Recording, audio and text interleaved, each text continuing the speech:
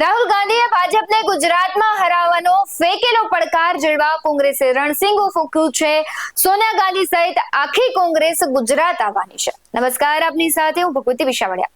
ગુજરાતના અમદાવાદમાં ભારતીય રાષ્ટ્રીય કોંગ્રેસ તારીખ 8 અને 9 એપ્રિલ 2025 ના રોજ એઆઈસીસી અધિવેશન યોજશે। આ મહત્વપૂર્ણ બેઠકમાં દેશભરના એઆઈસીસી પ્રતિનિધિઓ એકત્રિત થશે, જ્યાં બંધારણ તેમજ તેના મૂલ્યો ઉપર થતા સતત હુમલાઓ અને ભાજપની જનવિરોધી નીતિઓ અંગે ચર્ચા થશે અને પક્ષના આગામી કામગીરી અંગે માર્ગદર્શન નિર્ધારિત કરવામાં આવશે। ત્યારે કોંગ્રેસે લગભગ 30 વર્ષથી ગુજરાત પર કબજો કરી શકી નથી અને પાર્ટીએ અનેક પ્રયાસ કર્યા છતાં પણ દર ચૂંટણીમાં તે સફળ થઈ ન શકી। તાજેતરમાં જ ગુજરાતમાં નગરપાલિકાની ચૂંટણી યોજાઈ હતી, તેમાં પણ કોંગ્રેસ નિષ્ફળ ગઈ છે। હવે કોંગ્રેસ મિશન 2027 હેઠળ અત્યારથી જ ચૂંટણીમાં તૈયારીમાં લાગી ગયું છે। કોંગ્રેસના ટોચના નેતાઓની પણ ગુજરાત મુલાકાત વધી ગઈ છે। ગુજરાતના કોંગ્રેસના નેતા કહેતા હોય છે કે રાહુલ ગાંધીએ ગુજરાતમાં ભાજપને હરાવવાનો ગત વર્ષે જ પડકાર ફેંક્યો હતો।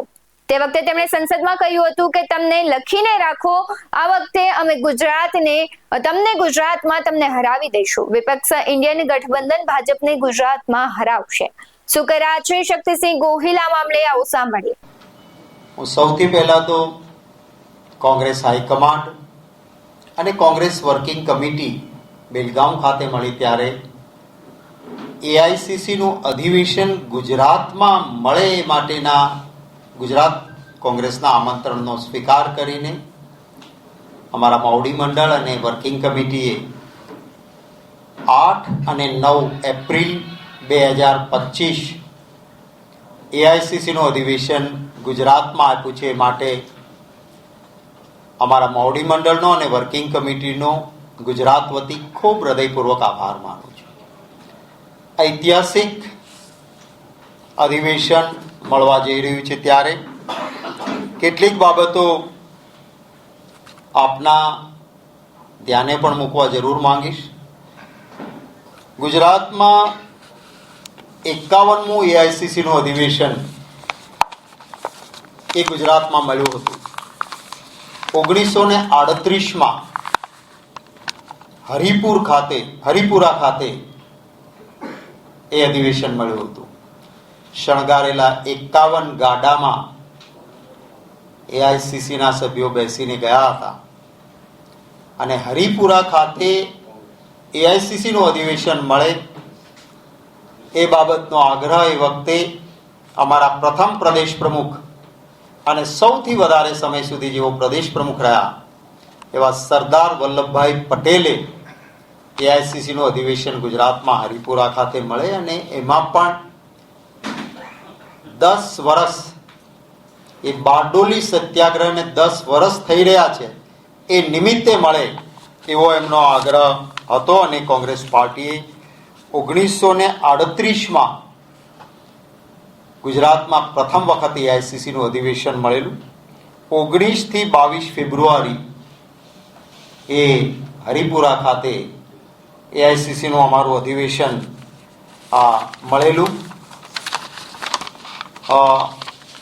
51માં અધિવેશન જે 1938માં મેં કહ્યું હરિપુરા ખાતે મળ્યું, એમાં એ વખતે નેશનલ પ્રેસિડેન્ટની ચૂંટણી પણ એ અધિવેશનમાં હતી અને સુભાષચંદ્ર બોઝ ભારતીય રાષ્ટ્રીય કોંગ્રેસના અધ્યક્ષ તરીકે ગુજરાતના હરિપુરા ખાતે જે એઆઈસીસી અધિવેશન મળ્યું એમાં એ ચૂંટાયા હતા। સરદાર વલ્લભભાઈ પટેલે હરિપુરા ખાતેના અધિવેશનની સંપૂર્ણ જવાબદારી પોતે સ્વીકારી હતી અને સંપૂર્ણ વ્યવસ્થા એ સરદાર વલ્લભભાઈ પટેલે હરિપુરા એટલે બારડોલીની બાજુમાં આવેલું છે અને બારડોલી સત્યાગ્રહના 10 વર્ષના યાદગીરીને ધ્યાને રાખીને પણ ત્યાં થયેલું। એ વખતે નંદલાલ બોઝ એમણે જુદા જુદા 7 પોસ્ટર પેઇન્ટિંગ કરેલા, જેની એ વખતે ખૂબ ચર્ચા અને ખૂબ પ્રશંસા થયેલી। આ જે 7 પોસ્ટરો એ વખતે બનેલા પ્રથમ એઆઈસીસીના અધિવેશન વખતે એની ફોટો પ્રિન્ટ અમારું જે નવું કાર્યાલય દિલ્હી ખાતે બન્યું છે ઇન્દિરા ભવન, એમાં એમના ફોટોગ્રાફ્સ પણ આજે રાખવામાં આવ્યા છે। એક બીજું ખાસ નોંધ કરવા જેવી બાબત છે કે સુભાષચંદ્ર બોઝે જ્યારે દેશ આઝાદ નહોતો થયો, 51મું અધિવેશન 1938માં મળ્યું, કોંગ્રેસે પૂર્ણ સ્વરાજ માટેની ઘોષણાને દોહરાવી ગુજરાતના હરિપુરા ખાતેથી, અને એ વખતે સુભાષચંદ્ર બોઝજીએ પ્લાનિંગ કમિશન હોવું જોઈએ, અને એની વાત એ સમયે દેશ આઝાદ થયા પહેલા વહીવટમાં પ્લાનિંગ કમિશન હોવું જોઈએ અને એમાં શું શું વ્યવસ્થા હોવી જોઈએ એની વિસ્તારથી એક બ્લુપ્રિન્ટ મૂકેલી. સુભાષચંદ્રજી બોઝના એ આઈડિયાને 12 વર્ષ પછી જવાહરલાલ નહેરુજીએ આયોજન પંચની રચના કરીને પંચવર્ષીય આયોજન જે એમનો ખ્યાલ હતો એમનું અમલીકરણ એ જવાહરલાલ નહેરુજીએ કરેલું. ત્યાર પછી ગુજરાતમાં એઆઈસીસીનું બીજું અધિવેશન 1961માં ભાવનગર ખાતે મળેલું હતું અને શ્રી નીલમ સંજીવ રેડ્ડીજી એ અધ્યક્ષ હતા અને એમની અધ્યક્ષતામાં ભાવનગર ખાતે એઆઈસીસીનું અધિવેશન મળ્યું હતું. એટલે 1961 પછી ગુજરાતને એઆઈસીસીના અધિવેશનનું આતિથ્ય કરવાનો આ પ્રસંગ અમને પ્રાપ્ત થયો છે. એ વાતનો ખૂબ હૃદયપૂર્વક આનંદ અને આભાર વ્યક્ત કરું છું. સમગ્ર ગુજરાતીઓ પણ એ બાબતનું ગૌરવ લેશે કે જે પાર્ટીએ આઝાદીની લડાઈ માટે, અને ખાસ કરીને ગુજરાત એટલે મહાત્મા ગાંધીજી અને સરદાર સાહેબની જન્મભૂમિ છે. સરદાર વલ્લભભાઈ પટેલ ગુજરાત પ્રદેશ કોંગ્રેસ સમિતિના પ્રથમ અને સૌથી વધુ સમય રહેલા પ્રદેશ પ્રમુખ, આજીવન કોંગ્રેસી રહ્યા અને એમના કેટલાક વિચારો એ સમયે એમણે કહેલા આજે પણ દેશ માટે ખૂબ રિલેવન્સ છે. એનું દેશને ભાગલા પાડવાથી, સંકુચિત સ્વાર્થ માટે ધાર્મિક લડાઈના બીજ રોપવાથી રાષ્ટ્રની હાલત ખરાબ થશે એ વાત એમણે વારંવાર કરેલી. અને આજે આપણે જોઈએ છીએ કે રાષ્ટ્રમાં આ પરિસ્થિતિઓનું શું પરિણામ આવતું હોય છે. અમે ઈચ્છતા હતા કે મહાત્મા ગાંધી મંદિર ખાતે અમારું એઆઈસીસીનું અધિવેશન મળે. અમે માંગણી કરી હતી, પરંતુ ત્યાંથી સકારાત્મક જવાબ નથી આવ્યો.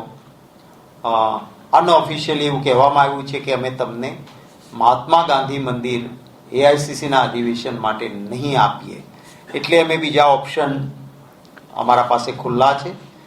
સમયાંતરે આખરી ઓપ આપ્યા પછી આપને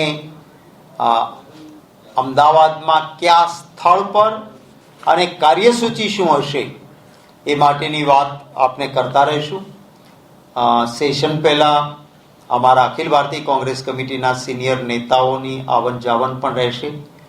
આપણા સાથે પણ ઇન્ટરેક્શનનો જરૂર પ્રયત્ન એમના દ્વારા પણ રહેશે. 1995 થી વાત કરીએ તો ગુજરાતમાં કોંગ્રેસ સત્તાથી દૂર રહી છે. રાજ્યમાં 1995, 1998, 2002, 2012, 2017, 2022 એમ 7 વિધાનસભા ચૂંટણી યોજાઈ ચૂકી છે અને આ તમામ ચૂંટણીમાં કોંગ્રેસને પછડાટ મળ્યો છે. માત્ર એટલું જ નહીં, 2014 અને 2019ની લોકસભા ચૂંટણીમાં તો કોંગ્રેસના તમામ 26 લોકસભા બેઠકો પર પરાજય થયો હતો. જોકે 2024ની લોકસભા ચૂંટણીમાં સમખાવા પૂરતી એક સીટ તેમને મળી ગઈ છે. આવા જ વધુ અહેવાલો સાથે ફરી મળતા રહીશું. તમે અમારી YouTube ચેનલને સબસ્ક્રાઇબ કરવાનું, અમને Facebook અને Instagram પર ફોલો કરવાનું ભૂલશો નહીં. બાકી અવનવી અપડેટ્સ મેળવવા માટે આપ જોતા રહો BS9 TV ન્યૂઝ. નમસ્કાર.